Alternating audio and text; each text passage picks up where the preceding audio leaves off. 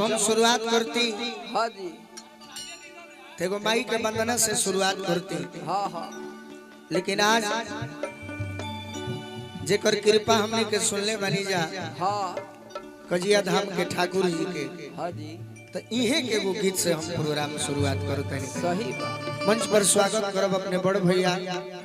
परिवार के सदस्य रवि रंजन राय जी के भैया के बार बार प्रणाम करब। आ देखी बाबा के महिमा कैसन कैसन कि जग में जय घोष होला जकरा सचा नाम के अरे बाबा कजिया धाम के नाम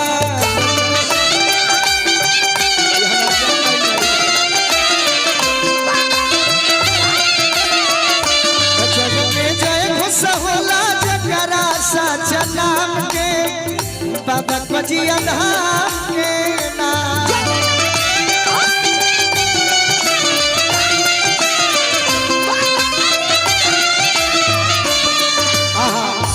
क्षण में बनाई देले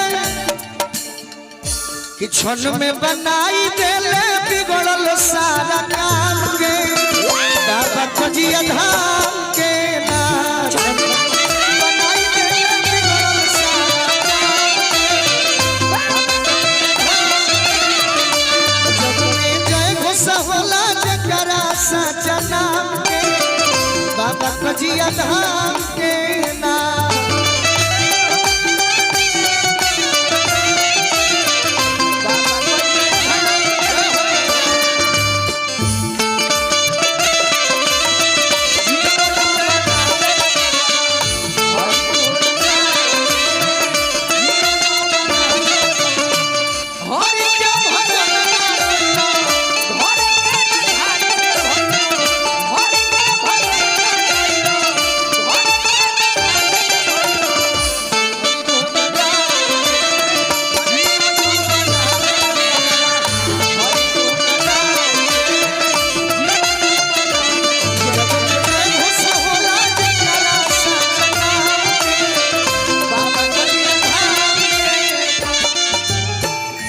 अभी अभी हमारे गुरु तुल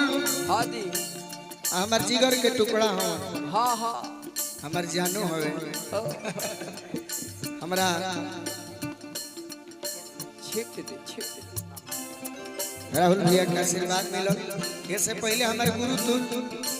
जेकरा गीत संगीत के हमारे पूरा परिवार खुद हम फैन हैं हाँ जी अशोक मिश्रा भैया की ओर से बहुत बहुत आशीर्वाद मिलल। जय हो बाबा। मुखिया जी की ओर से बहुत बहुत सम्मान मिलल। जी हाँ के प्रोग्राम 5 मई के बाद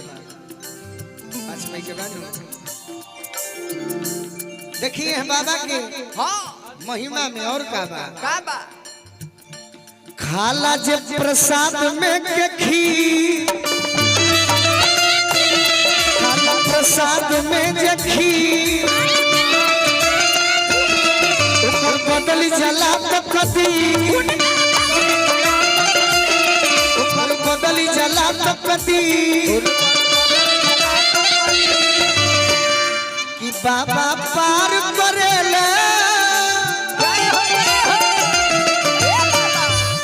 बाबा पार करेले नैया बेड़ा थाम के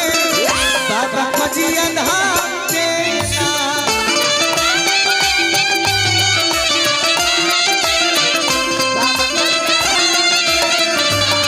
जग में जय घोष होला जकरा सचा नाम के बाबा कजिया धाम के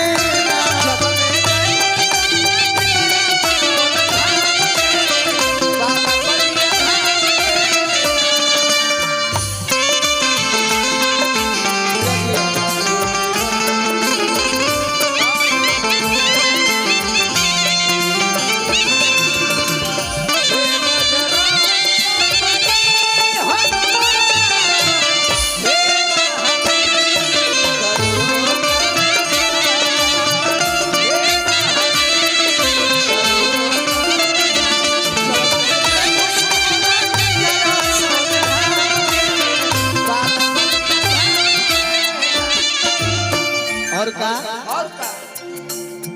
पिंटू भैया के बारे में जखने भैया लिखली हां आजुए माने आधा घंटा पहले बैठे जे बैठे जे सुख के नीचे जहर लहर सबरी खींचे बैठे जे सुख के नीचे जहर लहर लाल सुखीचे कि गोलू जखमी गावस का गावस कि गोलू जखमी जितेंद्र गावस गुण तमाम के कि गोलू रवि जितेंद्र गावस गुण तमाम के बाबा कजिया धाम के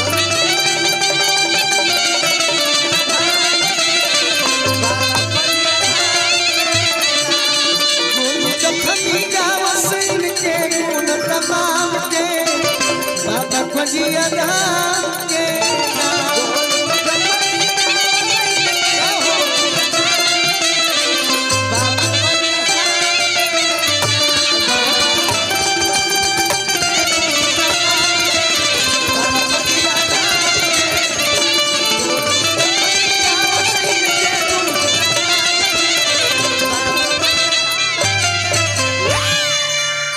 पहले गाना ठीक लागल हो तो ताली बजा के आशीर्वाद दे दे